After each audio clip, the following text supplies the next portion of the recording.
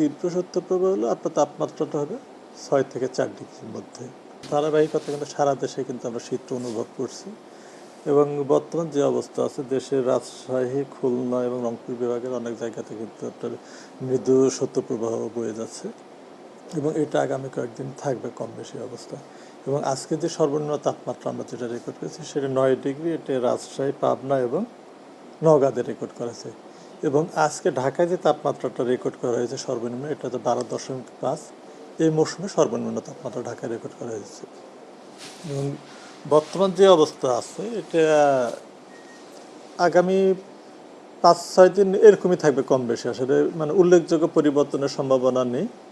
এবং শীতের যে ব্যাপারটা আসলে যে মূল বিষয়টা হচ্ছে আমরা দিনের তাপমাত্রাটা কি পরিস্থিতি আসলে ইয়ে করি। যদি দিনের তাপমাত্রাটা বেশি থাকে সেক্ষেত্রে কিন্তু আপনার শৈত্যপ্রবাহ থাকলেও শীতটা ওইরকম অনুভূত হয় না।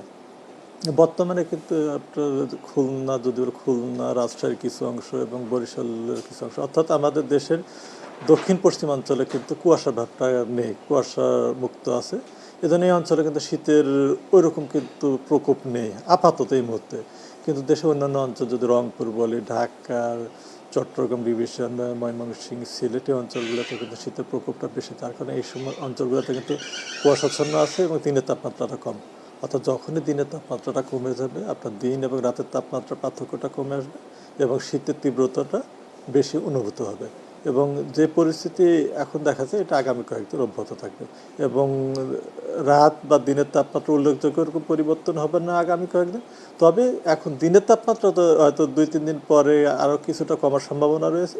সেই ক্ষেত্রে শীতের তীব্রতাটা আরেকটু বাড়তে পারে, সেটা শৈত্যপ্রবাহের কারণে না, মানে কোল্ড ডে কন্ডিশন, অর্থাৎ যখনই দিনের তাপমাত্রাটা কমে আসে সেক্ষেত্রে অবস্থাকে আমরা কোল্ড ডে কন্ডিশন, এবং কোল্ড ডে কন্ডিশনের জন্য সামনের দিকে শীতের তীব্রতাটা কিছুটা আরও বাড়তে পারে। এবং কোল্ড ডে যেটা আছে এটা এই অবস্থা আগামী কয়েকদিন থাকবে এরকম।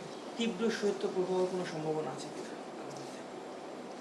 না, যেহেতু জানুয়ারি আমাদের শীতলতম মাস, সেক্ষেত্রে তীব্র শৈত্যপ্রবাহের সম্ভাবনা রয়েছে। এবং আমাদের যে দীর্ঘমেয়াদী পূর্বাভাস যেখানে আমরা বলছি তার 2 থেকে 3টে আপনার মৃদু থেকে মাঝারি ধরনের শৈত্যপ্রবাহ এবং 1 থেকে 2টি তীব্র শৈত্যপ্রবাহ বয়ে যাওয়ার সম্ভাবনা রয়েছে জানুয়ারি মাসে। এবং এ সময় কিন্তু দিন এবং রাতের তাপমাত্রা স্বাভাবিকের কাছাকাছি থাকার সম্ভাবনা রয়েছে।